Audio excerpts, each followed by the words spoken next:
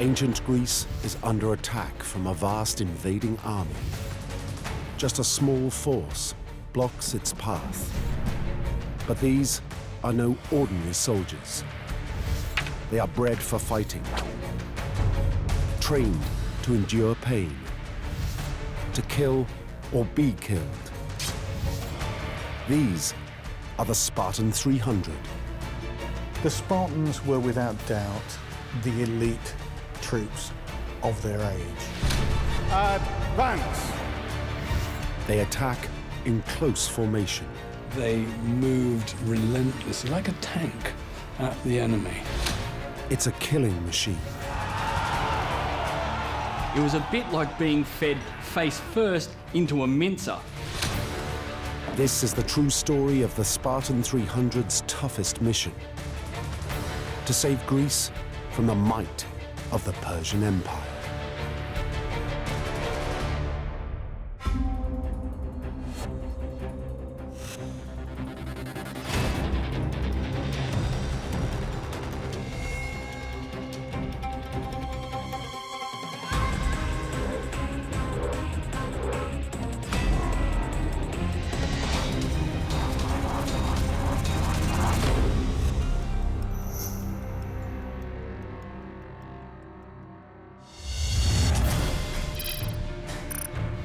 The Persian Empire, the largest the ancient world has ever known, now has the free city-states of Greece in its sights.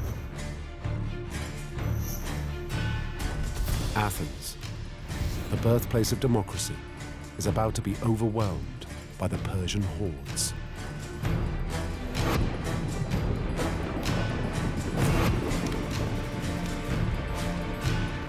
Only a small force of warriors stands in their way. The resolve of these men to fight, knowing they were likely to die, is just incredible. Led by their 60-year-old king, it's the toughest mission they've ever faced. They were willing to lay down their lives for the motherland.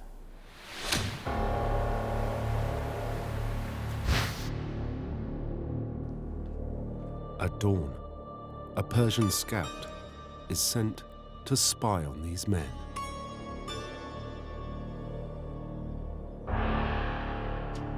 He finds them oiling their hair and combing it out.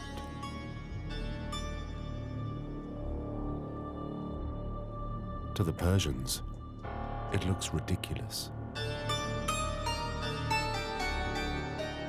They're womanish. Look at the way I'm worrying about their hair. What the Persians don't know is that grooming is how these men prepare for battle. They are Spartans. This means they're the most masculine, the most virile of all Greek warriors.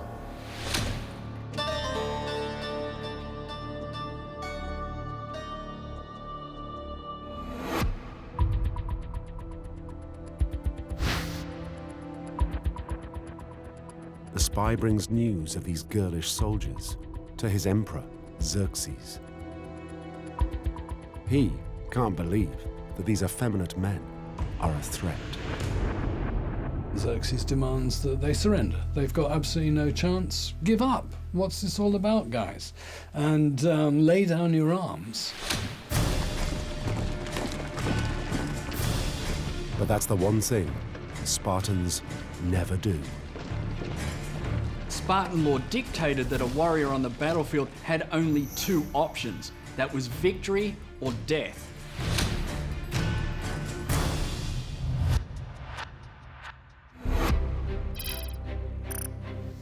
These Spartan warriors come from a rugged, mountainous region.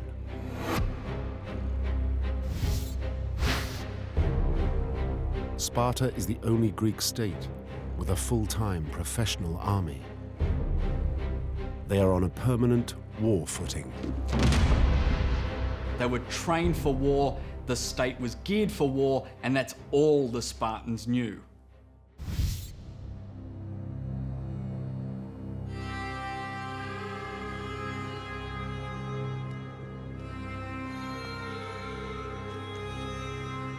Sparta's militarist regime starts at birth. Every baby boy is handed over for a ruthless selection. If they showed any signs of weakness, well, the Spartans weren't squeamish about taking that child off to a pit outside Sparta, outside the actual living space, and throwing them in a pit where these children, these babies, these infants were bound to die. Those young children who are chosen to survive begin a lifetime of tough training, starting when they are just 7 years old.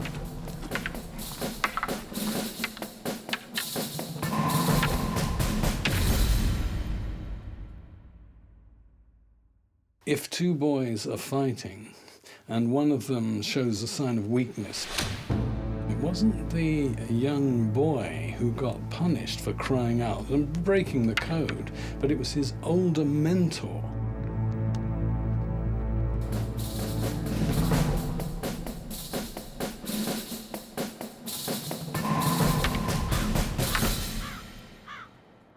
There's no soft life for a young boy in Sparta.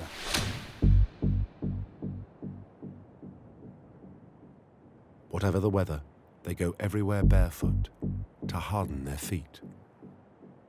The system was designed to instill obedience, endurance, resilience, and everything else that the Spartan warrior would need on campaign.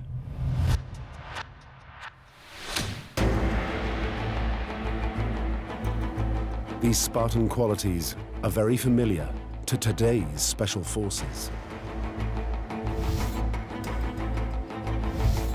Ken Jones is a former soldier in Britain's elite SAS. Like the Spartan youths, he has been trained to push through the pain barrier.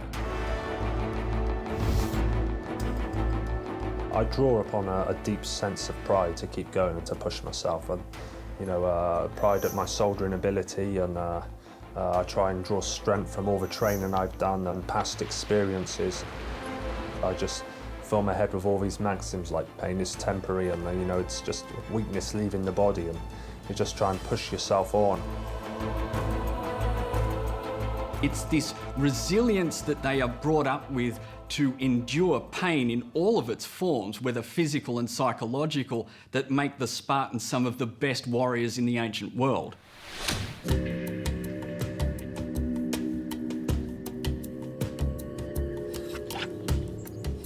Catching their own food is a core part of Spartan training. The boys have to become self-sufficient, relying on their survival skills. This self-reliance means that they're an army that can exist in the field where others would want to withdraw.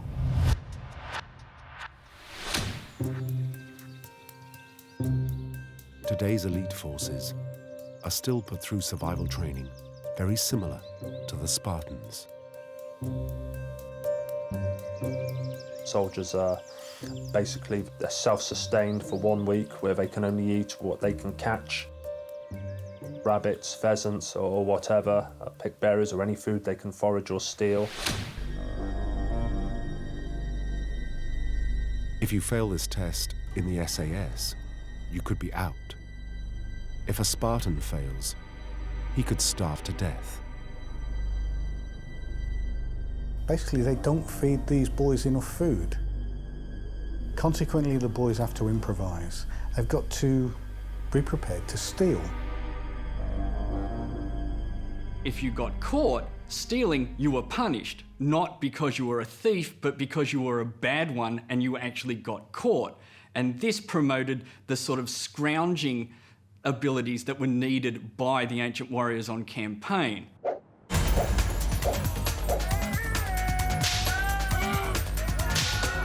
The idea of not getting caught is reinforced in a brutal ritual held every year. The Spartans had a festival which roughly sort of translates as the Steal the Cheese Festival.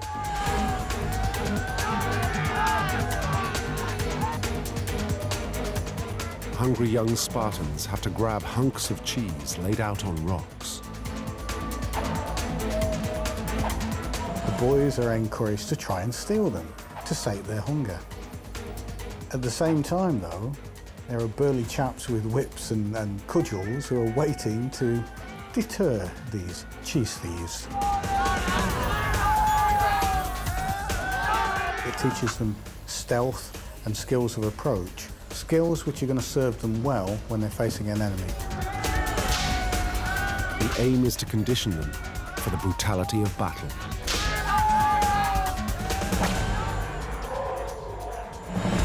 If the Spartan boys can learn to ignore pain, then they can stand firm in the battle line, and they can stand firm even when they're wounded and carry on fighting.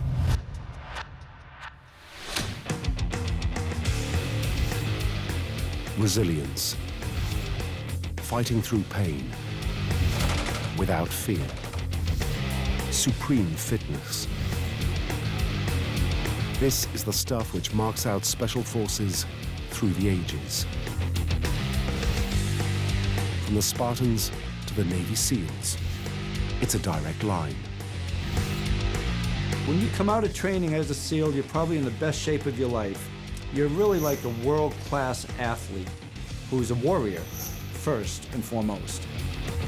The guys are extremely fit. Their mindset, their combat mindset, is unbreakable.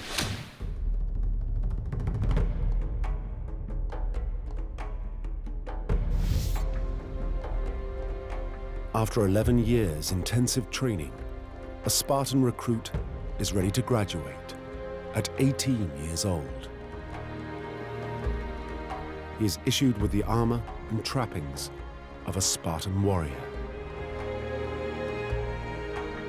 His most precious possession is the large, heavy shield. So important to Spartan soldiers, it is drilled into them before every battle.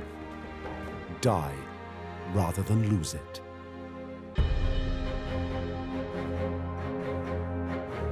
The mother says to the son, come back with this shield or on it.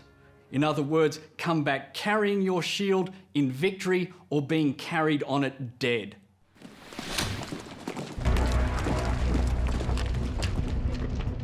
These new recruits are joining the finest military force in Greece. It has a ferocious reputation.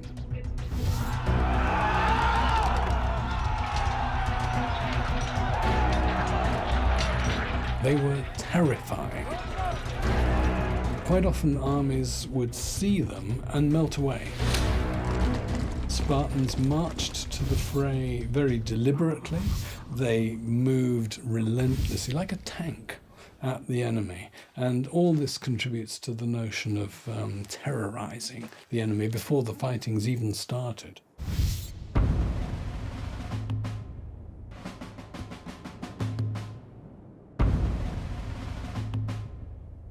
Joining the army is only the first stage. Every year, the most fearsome warriors are selected to join the elite Spartan Special Forces, the 300.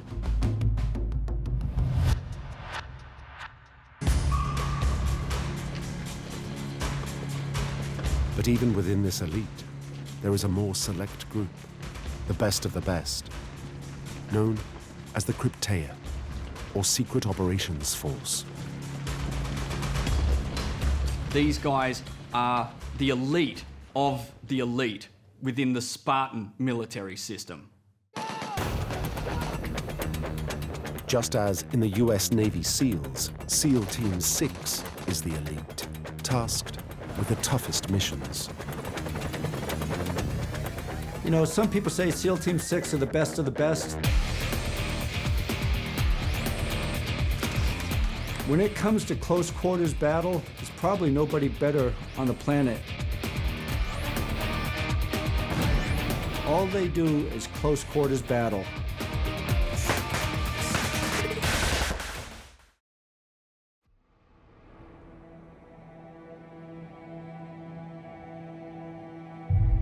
To join this secret force of the Crypteia, the Spartan youths have to carry out their own vicious initiation mission.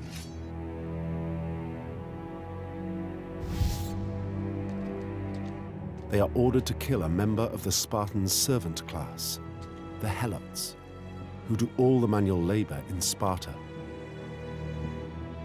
It's state-sanctioned murder. It basically allows the state to use the helots almost as a training tool for the more elite members of the Spartan military.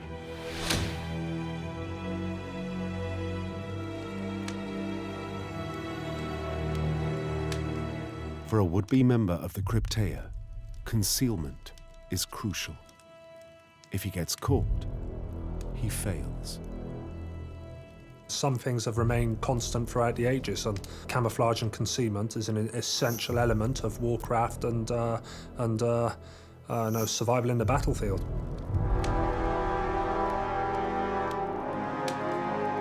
For the Crypteia, this is a rite of passage, designed to prove they can kill an enemy in cold blood. They can demonstrate their skills and their prowess, but more importantly, demonstrate their commitment to the state. Are they ready to take lives in the name of Sparta?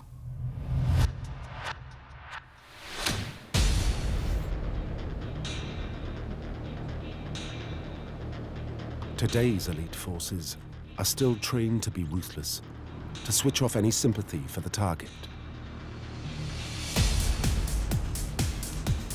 You detach any sort of human association with them. The fact that they've got a family and they're, a living, breathing person. You see it as a distinct target, and it becomes easier to objectify it and to kill it. But modern warriors have it easy. With a rifle or pistol, they can kill at arm's length.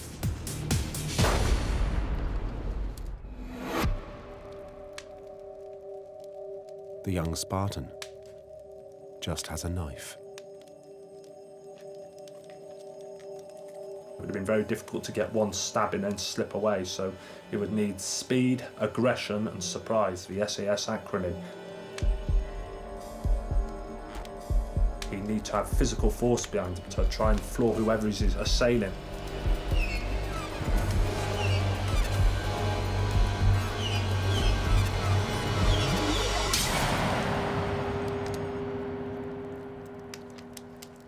It would have been extremely aggressive, violent motion.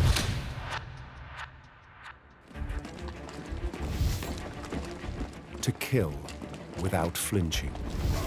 To face death without fear. It's what makes a member of the elite Spartan Crypteia. Many of these men would be among the 300 Spartans preparing to take on the Persian army.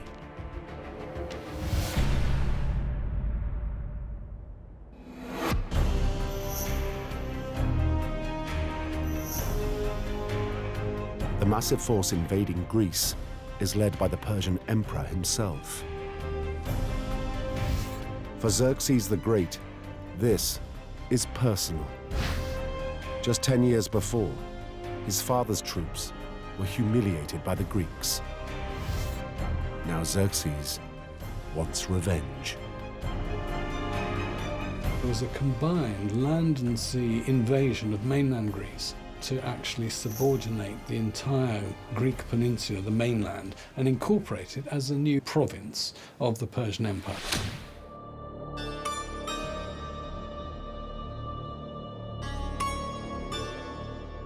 It's a major crisis for the Greek states. They don't have the troops in place to confront the Persians. The Greeks summon a council. They desperately need time to assemble their forces. They turn to the Spartan king, Leonidas, the commander of the only professional force in Greece. Eventually, the council comes up with a plan. They decide to use the size of the Persian army against itself by keeping it in the field as long as possible.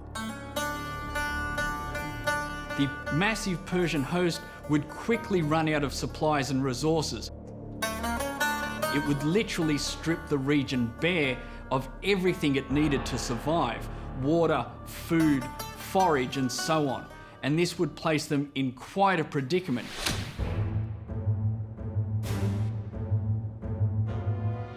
The key to Leonidas' plan is finding a location he can hold, somewhere the Persians can't bring the weight of their numbers to bear.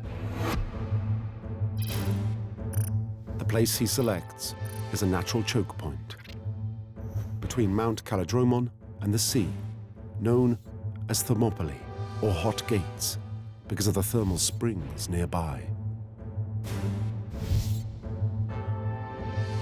Here, the only road south narrows to a path just 20 meters wide along the beach.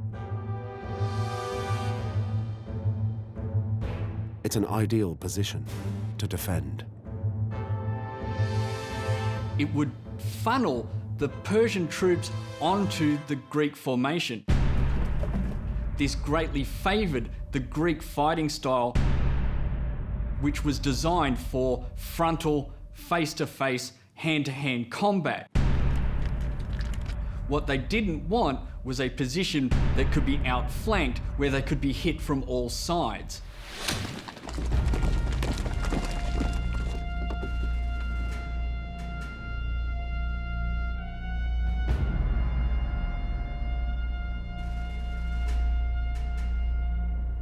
To carry out this vital mission, King Leonidas chooses to lead personally his elite force, the Spartan 300. Supporting his highly trained warriors is a reserve of several thousand Greeks.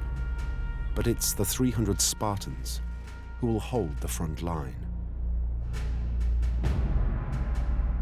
And the key to their defense will be the Spartans' most feared fighting formation, known as the phalanx, a defensive shield wall bristling with spears. This is a unit that can stand an awful lot of punishment being thrown at it, but also is a killing machine. It's a unit that can destroy enemy formations that it's sent against. Listen in. Modern officer cadets test out the Spartan tactics with weapons expert John Naylor. What gives a man the confidence to stand against the enemy, in the first place, is this thing. A large dished wooden shield. It protects 2/3 of the target area. So as a warrior, he's got the confidence to fight.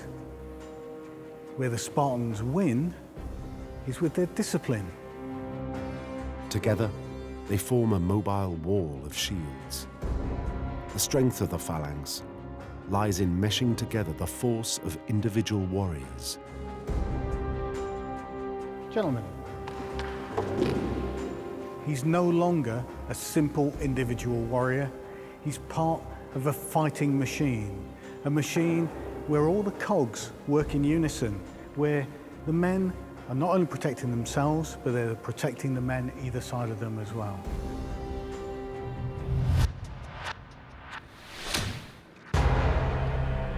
If the shields are the defense, it is the spears which do the killing. Spartan's primary weapon is their spear. It's got an extensive reach, so much so that even the second rank can still engage and deliver a killing blow.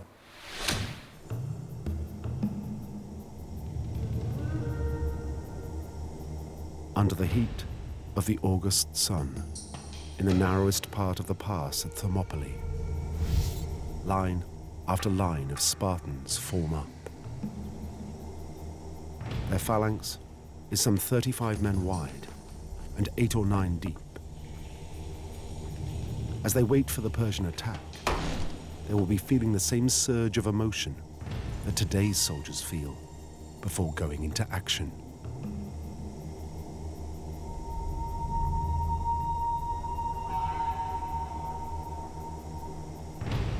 Any soldier's going to feel an extreme rush of adrenaline, a highly charged state, and an injection of pure fear as well. It's going to be a culmination of many absolutely extreme emotions. They'd be willing to die for a cause or for their very survival of their race.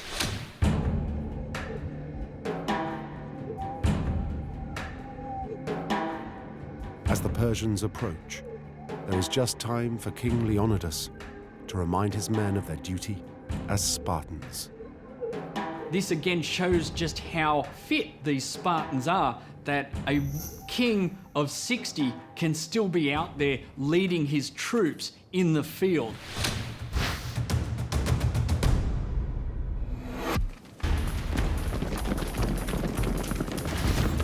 The Persians launch their attack. Wave after wave of infantry storm into the narrow pass.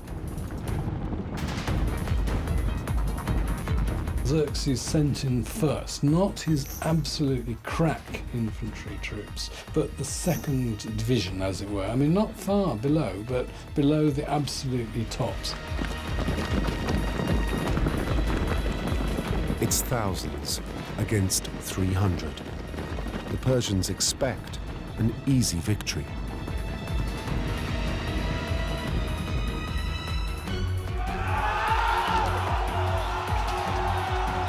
But the Spartans stand firm.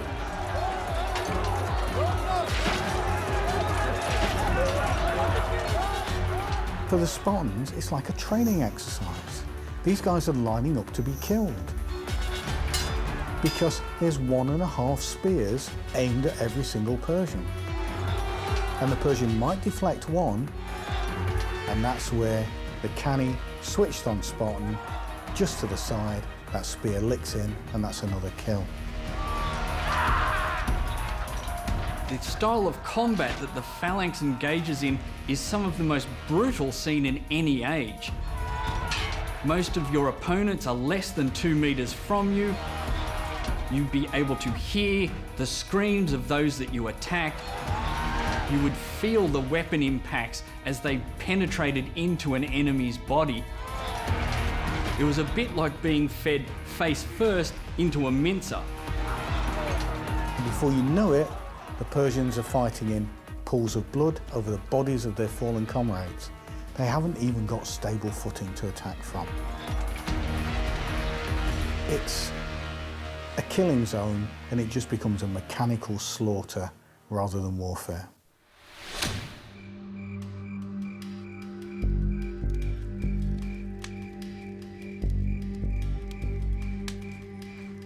By the end of the first day, the Spartans have slaughtered thousands of Persians and sustained only minor losses themselves.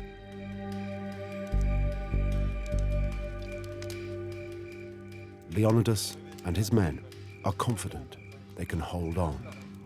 For the freedom of the Greek states, every day counts. But then, Leonidas hears some troubling news. There is a secret path across the mountains above Thermopylae.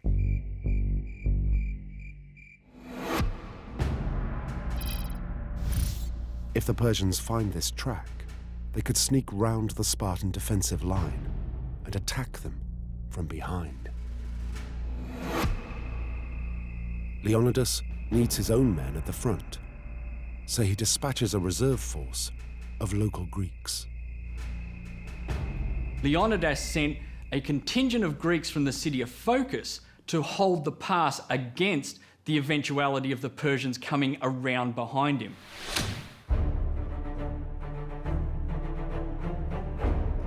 The next morning, the Persian emperor orders fresh troops to prepare to attack. And these are not ordinary soldiers. These are his best men. Xerxes ends up with only one choice.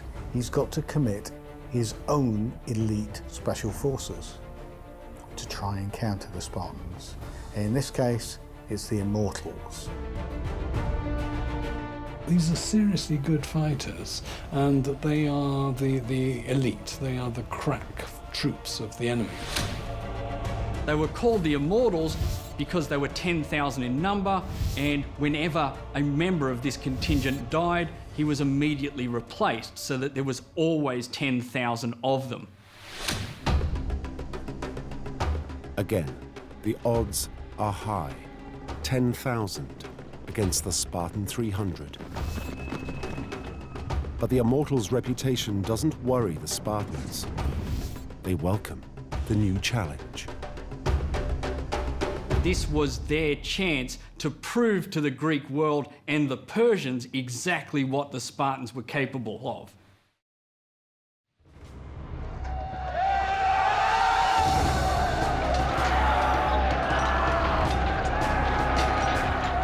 Funneled into the narrow pass, even the Immortals cannot shatter the Spartan defense.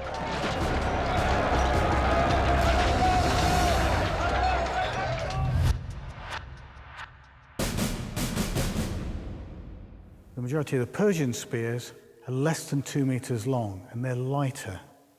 When you're faced with the Spartan 2.5 meter long spear, you simply can't get by this wall of spear points.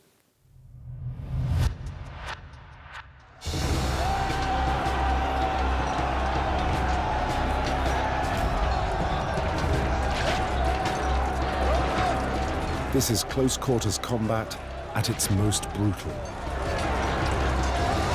The Persians were losing about 1 man every 3 to 4 seconds during the actual combat phases of the engagement.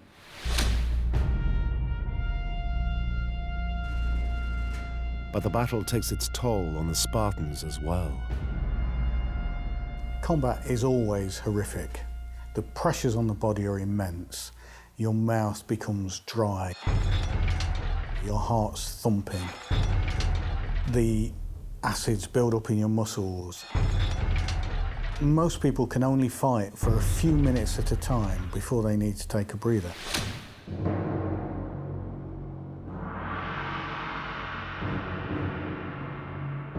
Thermopylae in August is like a furnace, reaching temperatures up to 40 degrees centigrade.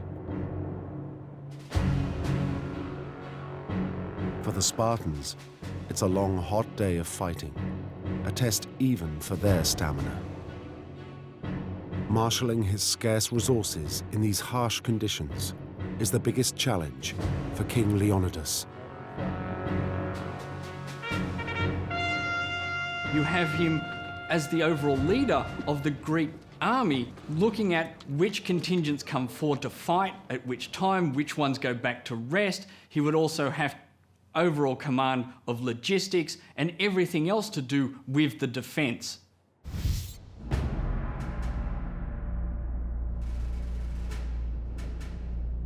Water is one of his top priorities. Fighting in full armor, in the intense August heat, his men need some 10 liters a day. Leonidas had been clever. He'd positioned his defensive force just in advance of the main spring line for water.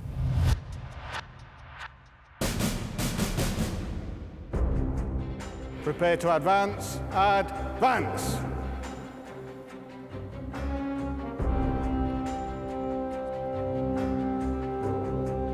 The Spartans are so well drilled, they control the battlefield. They can carry out highly disciplined maneuvers, like feigning a retreat. There is a large amount of bodies piling up in front of the Spartans. So what the Spartans do is they retreat back a small distance. Prepare to retire. Retire! This means that the Persians who are advancing have to climb over the piles of their own dead, disrupting their own formation, and then down onto a small, now level area of battlefield where the Spartans can engage them again in hand-to-hand fighting.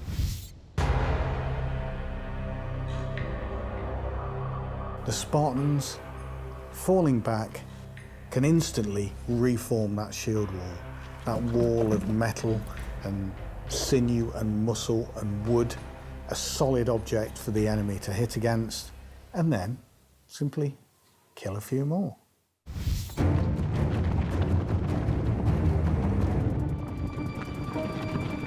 For the Immortals, it's a daunting sight as they head towards the front line. This is not the place where you're going to win, this is the place you're going to die. For the whole day, the two elite forces clash, neither prepared to give way.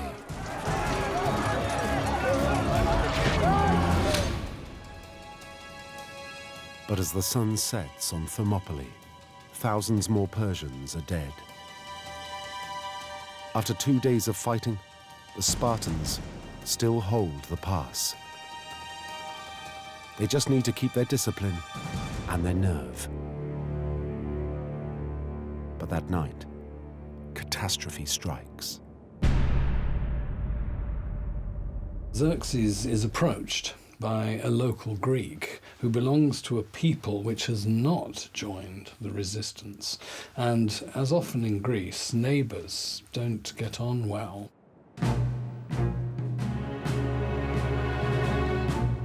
The Greek traitor reveals the secret path over the mountains. If the Persians can sneak along the coast, they will have the Spartans surrounded by daybreak.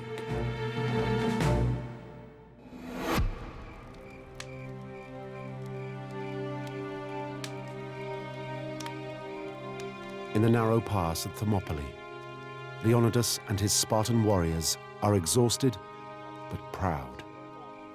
They have withstood the Persian threat for 2 long days.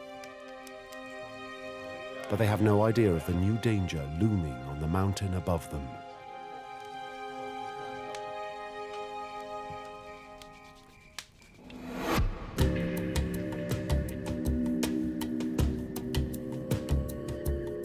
That night, the Immortals begin their climb up to the ridge above the Spartan position.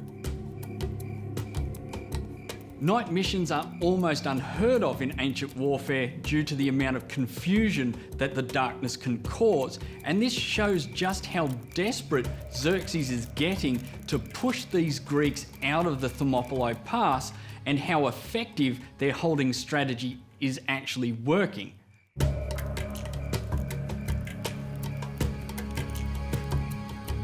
The Immortals' plan is to outflank the Spartans and launch an attack from behind them at first light.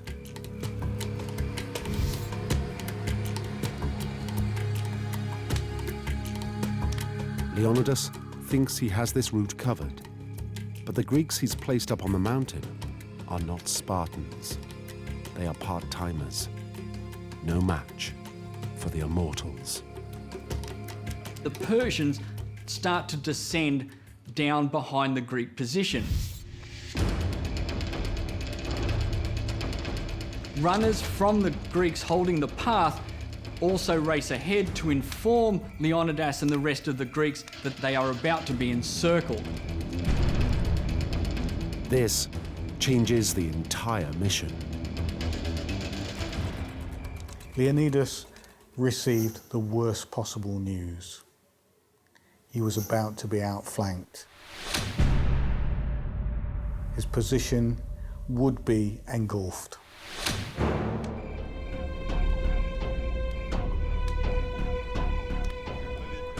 But Spartans never give up.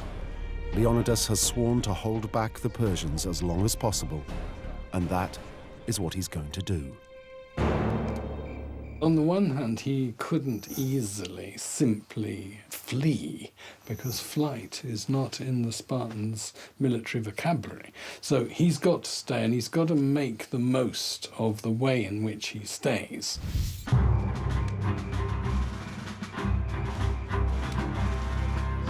Leonidas realizes he cannot win in open battle.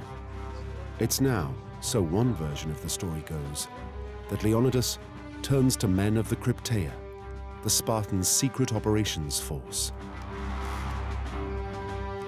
The plan is to decapitate the Persian army by killing the emperor, Xerxes.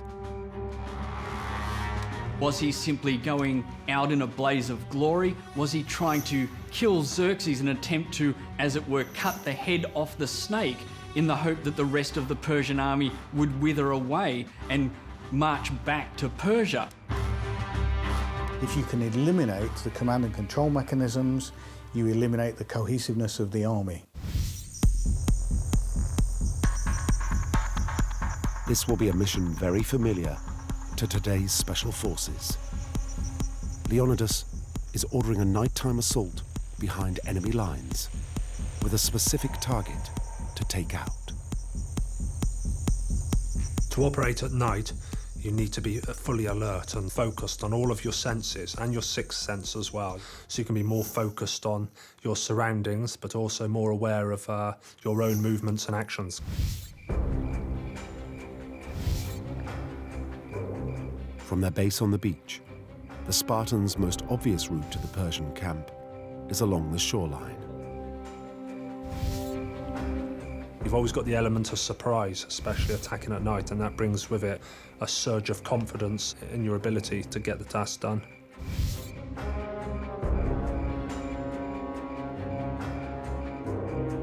The first problem the Spartans face is how to infiltrate the outer lines of defense. Reflections in the moonlight could betray them, so they wrap up their polished iron swords.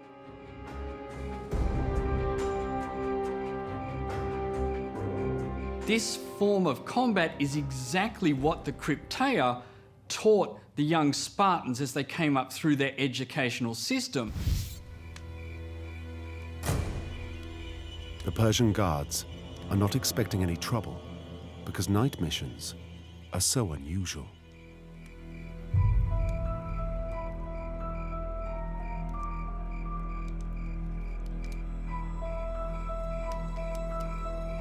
To carry out a nighttime raid on an enemy camp or a position, your adrenaline's absolutely surging.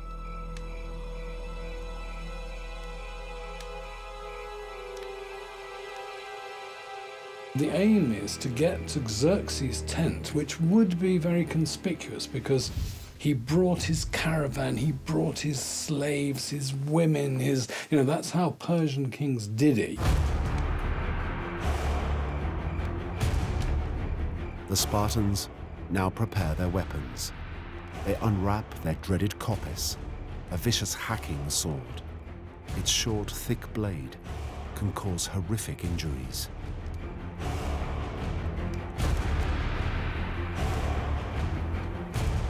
First, they have a sentry to take out. It has to be done with a different weapon.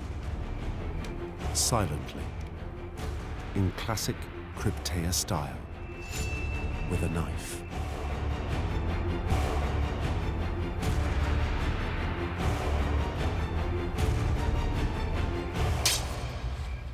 They'd done this sort of thing as 16, 17, 18-year-old boys. This idea of specific strikes at a single target.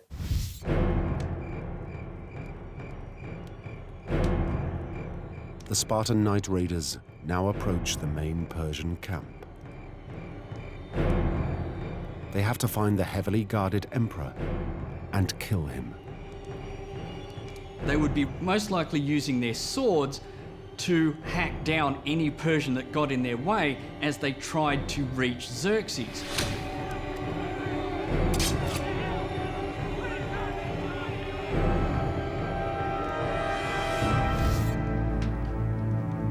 It isn't clear what happened next, but the Persian emperor survives.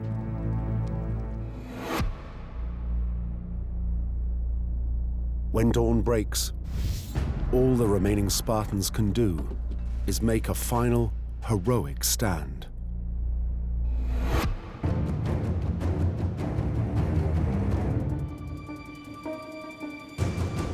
But now the Persians can attack them from both sides. The phalanx is basically useless. It can't take on two directions at once. So the Spartans pull back to a small hill to defend themselves. Prepare to retire, retire. By this stage, many of the Greek spears are broken, so the Spartans and the other Greeks resort to anything they can get their hands on.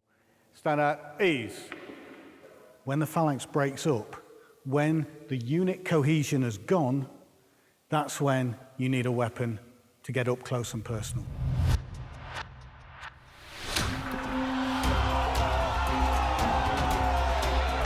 Fighting with their deadly short swords, even with broken spears, the Spartans won't give up.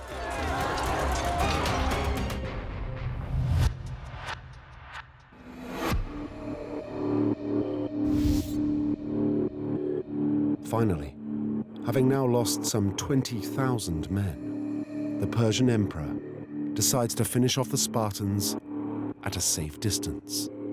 He calls in his archers. Even this doesn't daunt the Spartans. Someone says, you know, the Persians have so many archers that when they release their arrows, it will blot out the sun. To which Diinakes, we're actually given the name of the Spartan, says, great, we'll have our battle in the shade.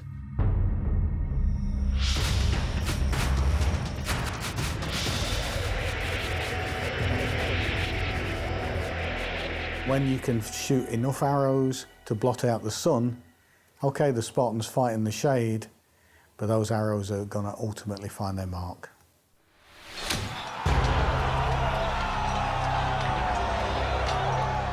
Staring death in the face, the Spartans fight on. Leonidas is fatally wounded. The last of the 300 fall around him.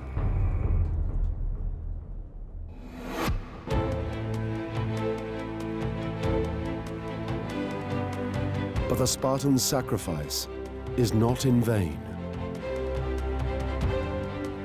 What the defense at Thermopylae did was it bought the Greeks more time to assemble their army, more time to prepare themselves for the eventual invasion of southern Greece by the Persian host. Within a year, Xerxes' imperial force is defeated both on land and at sea. Sparta and its Greek allies remain free. The fearless reputation of the Spartan Special Forces was forged at Thermopylae. Their epitaph recalls their heroic stand. Go, tell the Spartans, stranger passing by, that here, obedient to their laws, we lie.